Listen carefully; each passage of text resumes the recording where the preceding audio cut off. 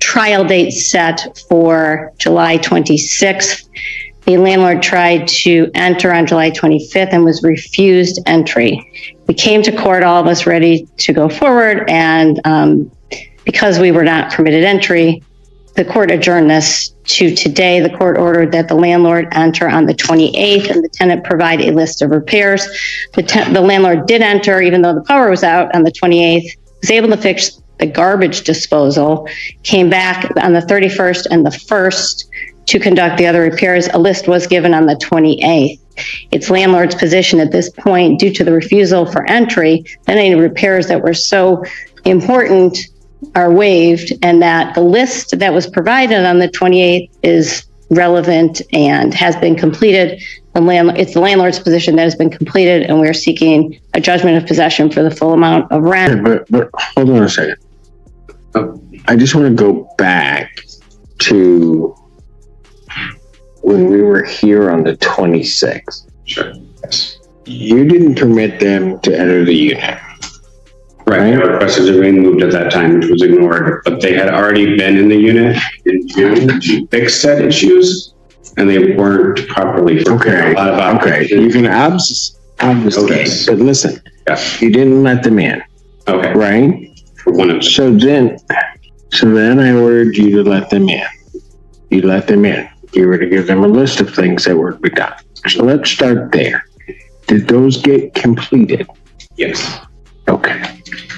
So what are we now fighting about? The fact that the issue was there for 3.5 months since move-in, many issues.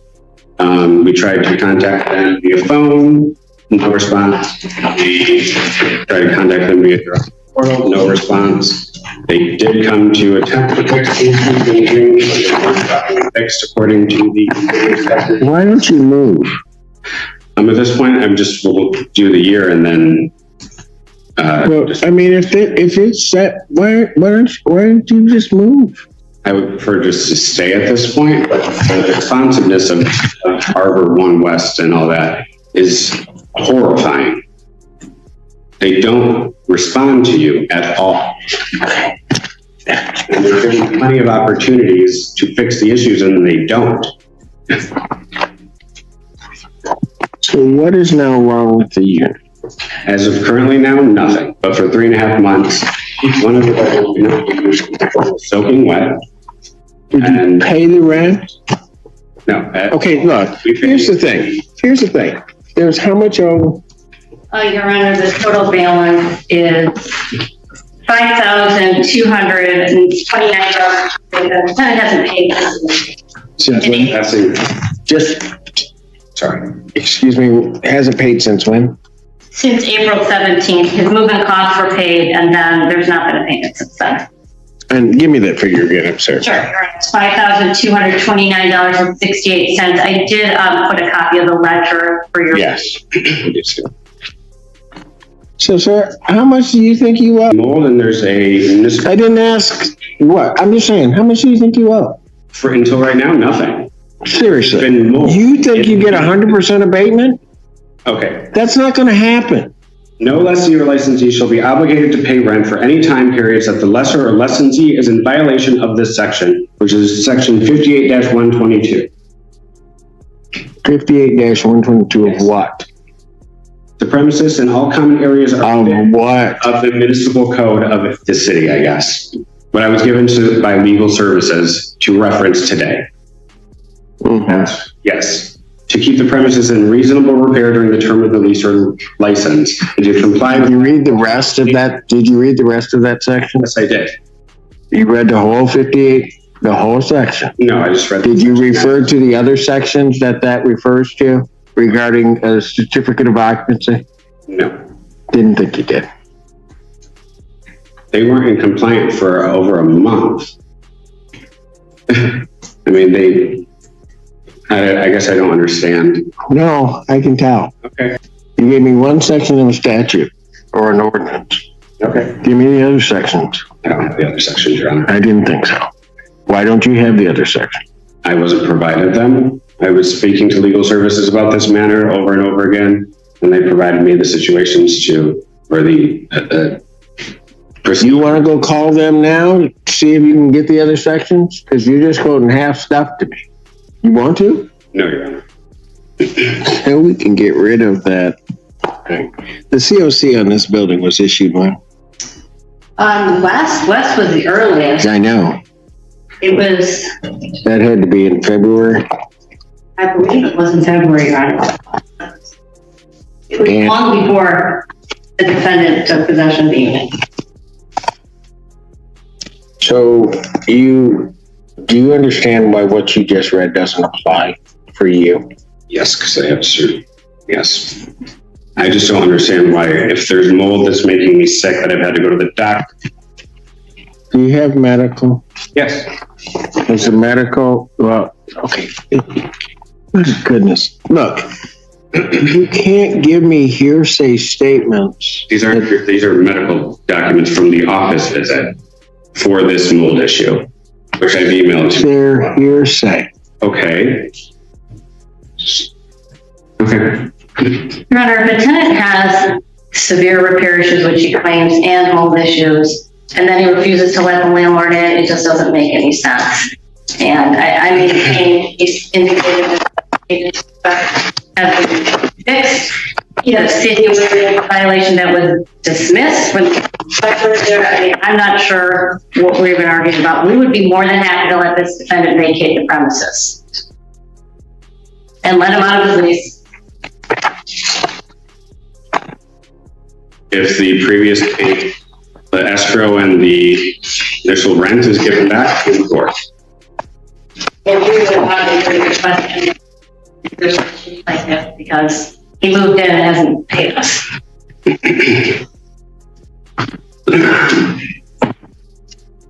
How many times are you not given access to the premises based upon the repairs? I believe one.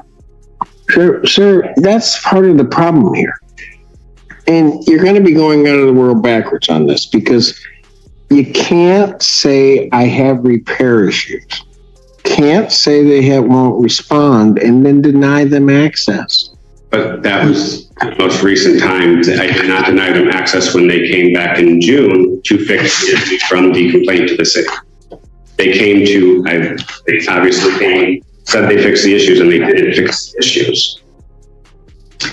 Your Honor, not to litigate this right now, but we were notified, we thought we fixed the issues. And then the next time when we went back, when we're told that we hadn't, even though the city didn't think there was an issue, we still went back pursuant to having trial the next day and were refused. So this has not been ignored. It was for. What do you want? At this point, I would feel comfortable paying rent from the point now, or at least Monday, Tuesday. You can't do that. Okay. I mean, I don't. you denied them access. A tenant can't say there's a problem and then deny them access. When we said, when we had the issue the first time, we did not deny access. They came, they made their repairs, but they did not actually repair the issues. 2 days later, the city inspector came back and found them in failure to comply. I have that report. Which, just for the record, the landlord did not receive a copy of. I don't think that's on me. That would be on the city. You are simply amazing. Ms. Cunningham, anything you want to say? No, go ahead. So, were there points in time where either of you could not reside in the unit? Yes. Did you go someplace else? Pardon? I made other arrangements, yeah. Just you or Just- both of you? Oh, Initially, when he moved in, I was to come shortly thereafter, and then when I was helping him, I actually did tell him, and we have a witness, that I said it smells like mold in here, and the floor is wet in the second bedroom. okay.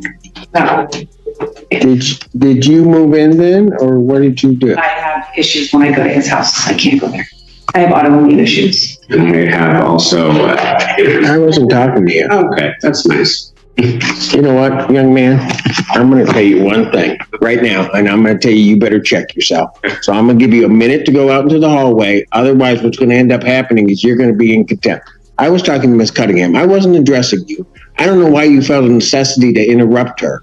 as she's addressing the court. So you might as well take yourself out of this courtroom right now. Right now. And when you feel like you can behave yourself, then you can come back in. Cunningham, you were saying. No, I made other arrangements because I have autoimmune issues. The plan was, but because there were issues at the apartment, I couldn't move. Arrangements have been made. So you stayed someplace else. Yes, I plan on staying somewhere else as well. Okay, are you currently staying someplace else? Are you paying rent elsewhere? I am. Okay. So you have another unit that you rented, or what? I mean, No, I'm staying with family. gotcha. So Cunningham, let me ask you this. If you have autoimmune issues, I get it, and that there's a place where you can't stay. Why would you want to be obligated to this lease? I guess. I mean, I'm just talking for you. I'm not. I mean. I support Mr. Jenkins in the sense that I have people that I can stay with. I have other opportunities. It wasn't hard for me to find somewhere else to go. I don't know Mr. Jenkins' situation, which is why initially we entered into living together, because he did that and it worked, but so I have options. I don't believe he does. So I guess it's one of those, it is what it is situations, for lack of a better term. So I guess, Ms. Cunningham, do you want to be obligated on this lease? I mean, ideally, no, but without sounding disrespectful, I would like my friend to live somewhere that's safe for him. And the fact that he doesn't have other options, I would hope that he could live there safely. I mean, I guess I would ask the court and everybody in the court, would you want your family living there? Ma'am, I don't know. I'm just asking. I'm just saying, no, I mean, I don't know. I don't have an answer to that. The answer is I support him. I have options. He does not. If this is the way that it has to be, then this is the way it has to be. But no, I would not, which is why I didn't. Mr. Jenkins. Yes, sir. If I go through this whole trial, don't just find in plaintiff's favor, and you have to pay $5,000 plus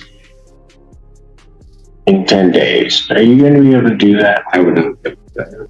So, could in part we kind of really boil this down to what it is?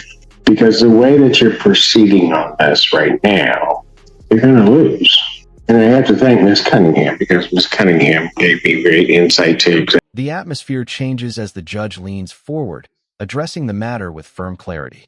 This is no longer about presenting arguments. It concerns the unavoidable facts. He explains it directly.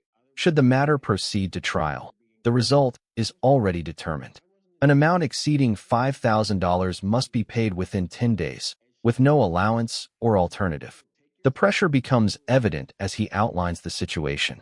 There are no financial reserves, no contingency plan, and no available options. The defense begins to weaken under this burden. Every prior justification now appears less convincing and insufficient. Then the reality becomes clear. This is not merely a legal dispute. It is a matter of survival. Either remain and confront the obligation or leave with nothing secured. In either circumstance, time is already running out. You have to fight this, because if they get the full amount of their judgment, you can't pay it. And then you're going to be out. And then the options that she talks about, regardless of the merits of the case, there aren't other options for you. Right? Yes. That's why you can't, when they say, just leave, we'll let you out. You can't do that, right? I mean, you could, but then you need the funds to be able to do something else. I'm sorry. Young man, can I just ask you a question? You've been before me, at least in person, 3 times. This is your 3rd time. Why do you just say that? I don't know, Your Honor. I just don't understand how, when there are maintenance concerns like there were, We're given plenty of opportunity, and it's just like, Okay, but I don't get it. Here's the thing. They're not all dismissed. Part of the issue is getting the maintenance issues corrected. Right. But the problem is you made one huge mistake when you didn't let them in. So you can't have maintenance issues. Landlord comes to fix them. Tenant says, not letting you in, and then says, oh, I'm going to complain about these maintenance issues. It can't work that way. And the other part of it is that I know you've been on the Zoom when I'm going through these cases.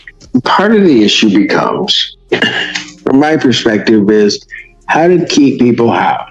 It really isn't about trying to kick people out. But one of the things that I think you should learn from that is, or should have picked up from that is, just give me the honest story. Okay, you can have repair issues, but the reality is, Your Honor, I can't go anywhere else. I might be struggling for this reason, that reason, whatever the reason, but here's where I am. And then try to figure out a way to make that work. Because otherwise, the problem is, you go through this whole thing, and then you got 10 days to do something. So if I told you had to put another $2,000 into escrow, could you do that today? Today, no. Could you do it in 2 weeks? Yes, sir. Okay. So let me ask you this.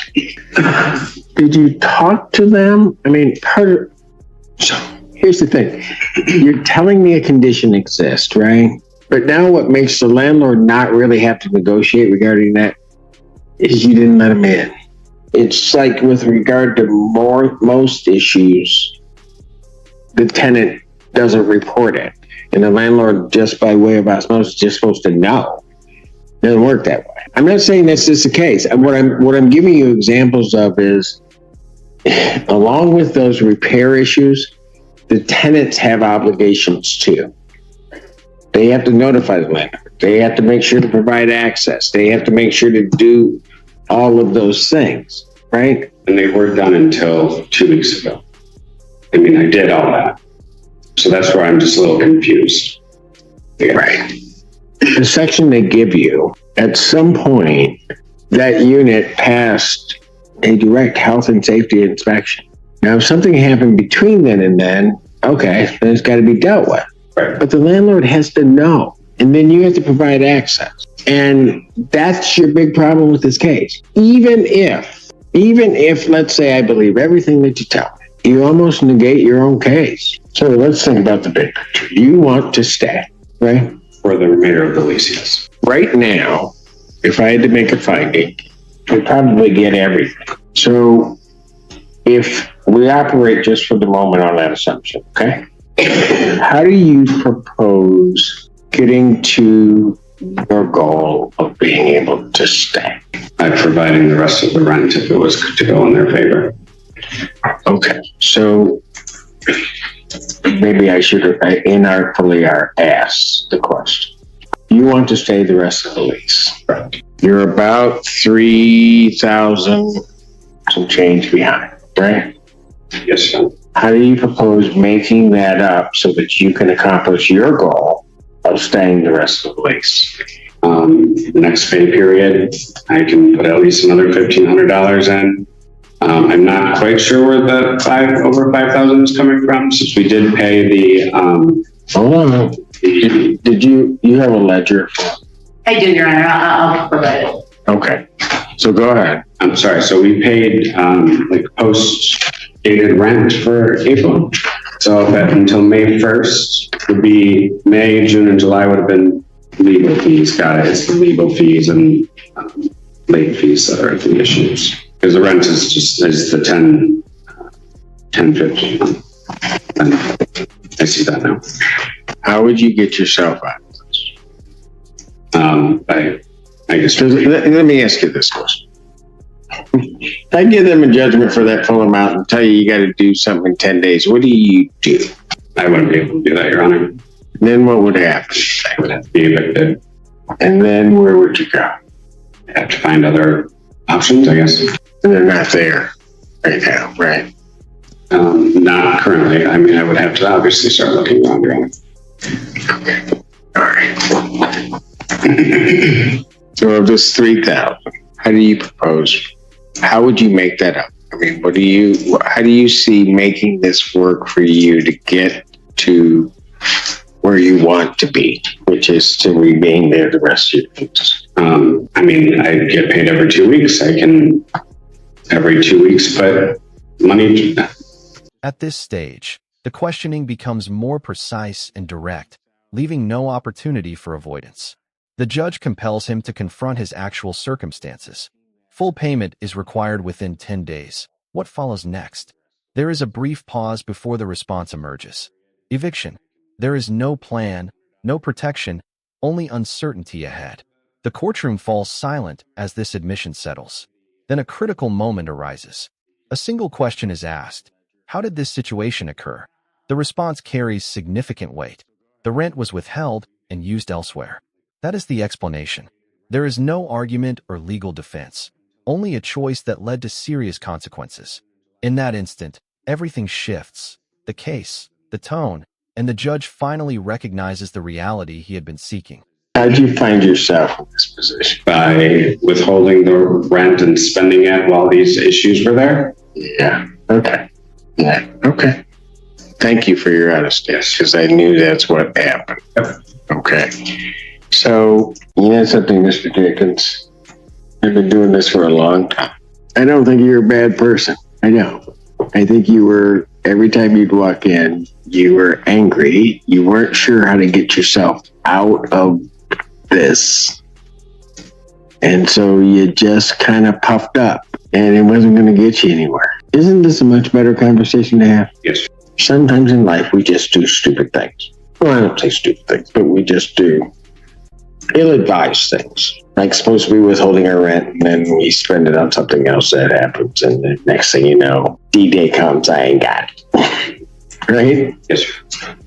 Happens. How old are you? How am I? Yeah. 36. Okay. You got a lot more time to make a lot of stupid decisions, so don't worry about it. Okay? They're just going to happen. Is there any room with some of the late fees that you could maybe do? I realize that you don't have to, but he wants to stay. I think if nothing else out of this, he's learned something, and he can figure out a way to get this paid and caught up. Right now, in my estimation, is an opportune time to try to arrange to do that, because we're at the beginning of the month and we don't have September clicking. So here's what I'm going to ask you to do. Go out, talk to the landlord, see what they're willing to do for you, and give them a proposal as to how you're going to get this paid off and caught up. Okay? All right. Why don't you go? Clarify what is in escrow right now. I have 1050 twice. Okay, Is that right? Is that what you? 21. Yeah, about 21. Is that what you have? You didn't make a payment in August, sir, did you? No. I got two payments. One on. You're not finding any? No. I got 777. Thank you. probably why. Process you. They should have two payments. 2100. Yes, two payments at 1050. That's what we get. All right. Young man, go out and talk to them. All right. See what you can work out. Remember your end goal. Yes, Your Honor. All right. Thanks.